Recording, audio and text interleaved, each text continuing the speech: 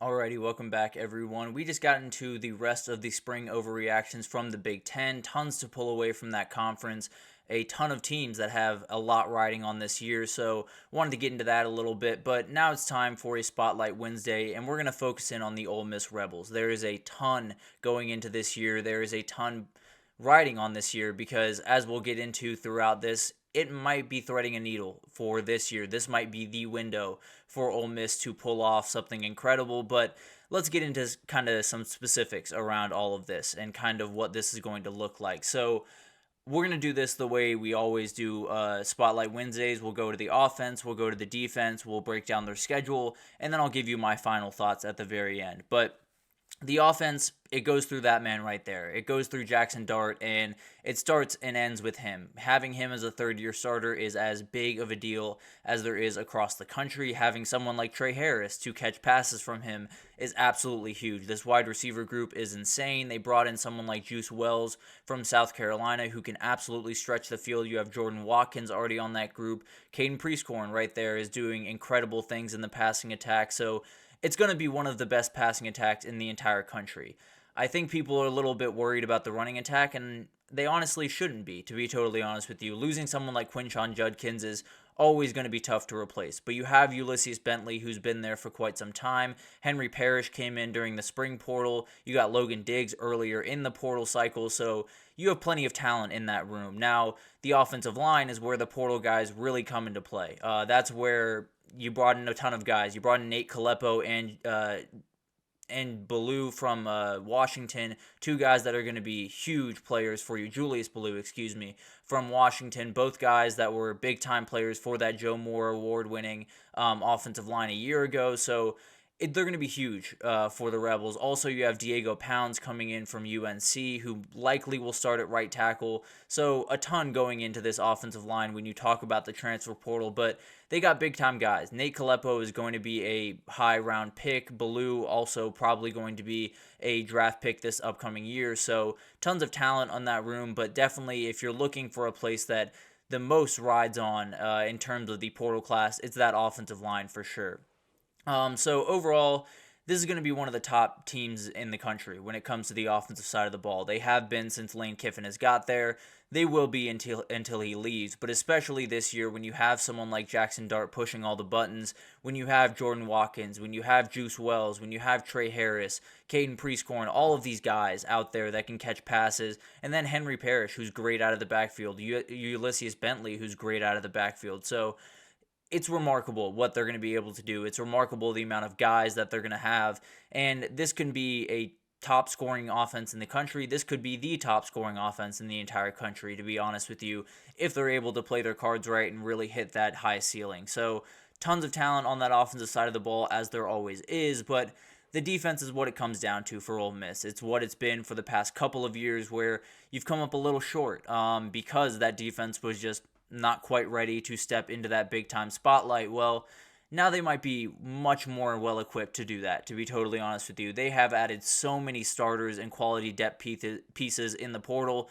This is where they did the most of their work. And the D-line has become really a strength of this team, where last year it was not necessarily what you would call a strength. It wasn't necessarily terrible by any means, but it was not what they wanted it to be. They brought in Walter Nolan from A&M to go alongside J.J. Pughes, who's been there for quite some time. That's a great duo on the interior of that defensive line that definitely will get push against a number of offensive lines. Now, you still have to give some rotation there, so they're going to need some depth guys to step up, but Walter Nolan's as good as it gets as a defensive tackle in this country, so he's going to be really fun to watch. And then on the edge, Jared Ivey right there, and then Princely Umanmielen coming in from Florida.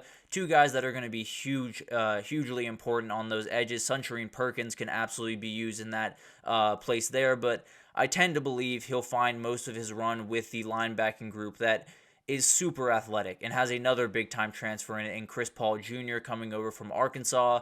This guy's going to start, and he's going to be probably the most important starter for them at linebacker. You have Kahari Coleman, who's a very, very talented player, very athletic. And then Sunshine Perkins is slated to be the backup to Princely Umanmielen, will definitely be in more of a pass-rushing role, but with how athletic this kid is, with how talented this kid is, it's going to be nearly impossible to keep him off the field. So I think you will see plenty of him, even if Princely Umanmielen is on the field. I think you'll still see Sunshine Perkins plenty this fall. I think he's really talented and can be an absolute breakout star for them.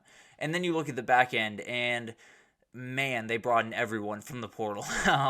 There are at least 3 starters in the transfer portal that they brought in, and there could be at least 4, to be totally honest with you. Trey Amos, Brandon Turnage, Isaiah Hamilton will all start. I feel very confident about that. Key Lawrence absolutely could start as well. So they brought in a million guys from the portal from a ton of different places, some SEC schools in the winter cycle, and then some different schools. Isaiah Hamilton coming from Houston. In the spring cycle, you also added Yam Banks. So they've done insane amounts of work on that back end. I think that was the area that was probably the worst when you look at that Ole Miss team a year ago. They got torched a lot of the times, to be totally honest with you, and he's brought in enough guys to where there's got to be 5 that work. There's got to be a group of 5 that fits together perfectly, and it'll be interesting to watch, but I do think they're going to be capable and be able to definitely make some noise as a defense. I think there's tons of ability, there's tons of talent. Obviously, you got to put it together, and that's Pete Golding's job, but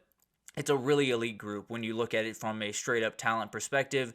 It's as good as it gets in the country, and will be fascinating to watch if they can keep up with some of these SEC offenses, because those are getting better as well.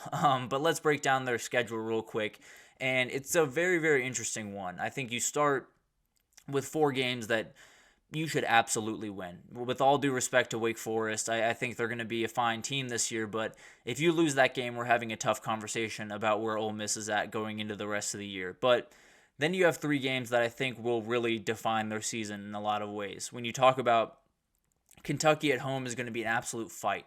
They're going to have to be fully ready for that, and if they cannot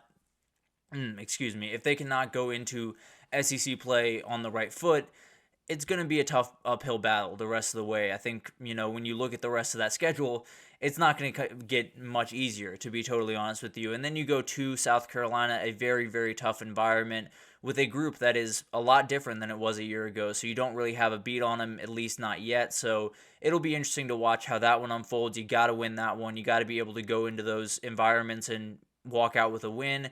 And then at LSU is as tough as it gets. Going to Baton Rouge and playing in Death Valley is you're never going to walk out with an easy win, that's for sure. But Ole Miss has taken the steps where they should be ready to take on that challenge. But it's a huge if they're able to win that game. But if they can, they have officially gotten fully into the conversation for the conference and maybe have taken the conference by its throat, depending on the way that a couple other teams have done up until that point. But then you get your first bye, so quite a long stretch before their first bye of the year. But then you get into a 3-game stretch that's almost equally as important as the one that we just got into. Oklahoma at home is kind of like Kentucky, where it's going to be a really tough battle. You should be able to win. You better be ready to go, because this team is going to be able to at least hang around with you. But if you're going to win a title, if you're going to go to the playoff, if you're going to do the things that Ole Miss has been talking about them doing this upcoming year for the last couple of months,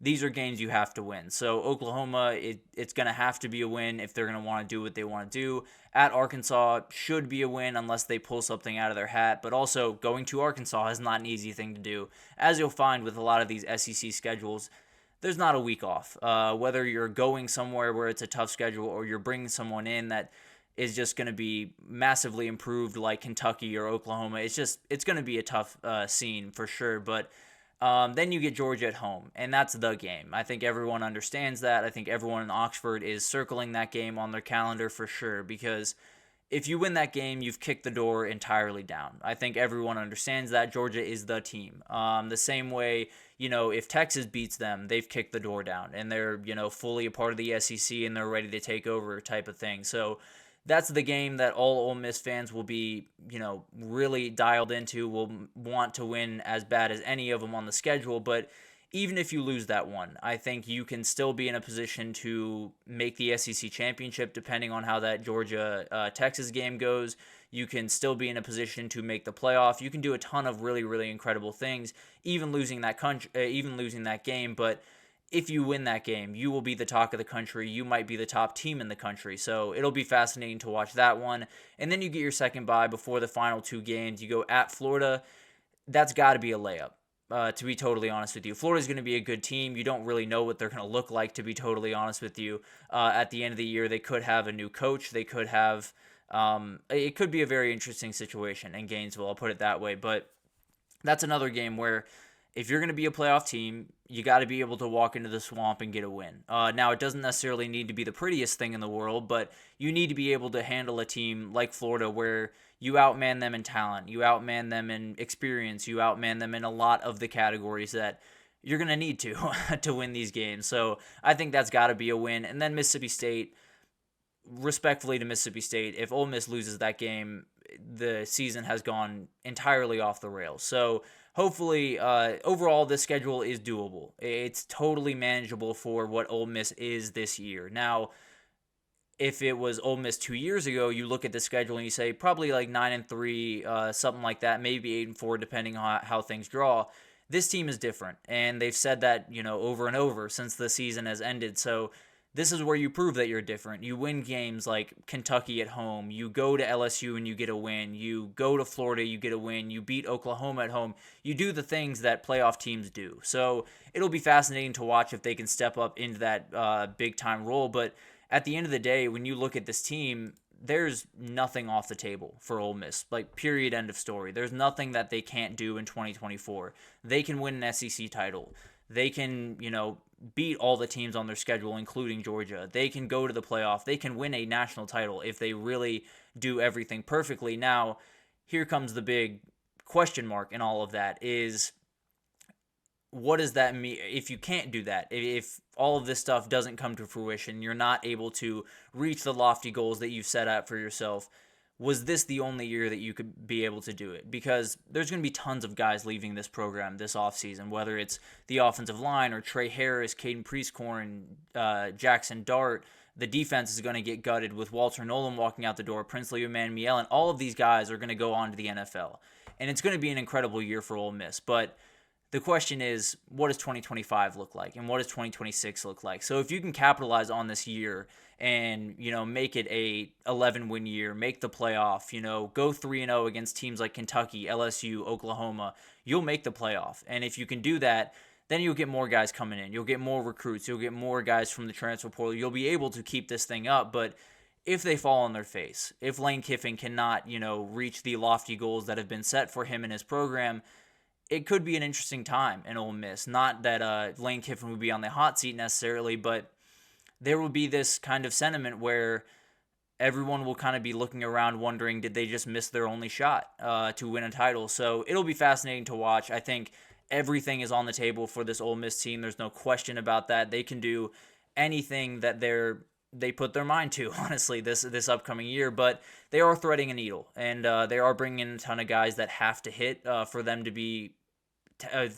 do the things that they want to do. So it's going to be a battle. It's going to be a very interesting thing to watch, and it'll be a testament to this coaching staff. They're able to pull off everything that their fans really want them to, but it's going to be tough. It's going to be a very, very fascinating thing to watch. I think this team, among the teams that have brought in a massive transfer portal class, is as ready as any of them. When you talk about 2021 Michigan State or 2022 USC, those are some of the teams that brought in tons of guys and were able to have successful seasons. But I think Ole Miss is more equipped to have a big-time season than those two teams, so we'll see if they can do it. Lane Kiffin can kick the door down and become one of the best coaches in the country this year, so it'll be fascinating to watch. I cannot wait for the season for Ole Miss, to be totally honest with you, but we're going to end the show right there. So thank you so much for tuning in to the GSMC College Football Podcast, brought to you by the GSMC Sports Network. Your support means a lot to us, so please remember to subscribe to the show, leave a positive review. It does make a huge difference. Also, follow us on Facebook, Twitter, TikTok, Instagram, all of the social pages for content and updates across every sport you could possibly think of. We have incredible people doing work across every single sport. So definitely tune in to GSMC if you need anything in the world of sports. But thank you once again for tuning in, and I will see you guys tomorrow.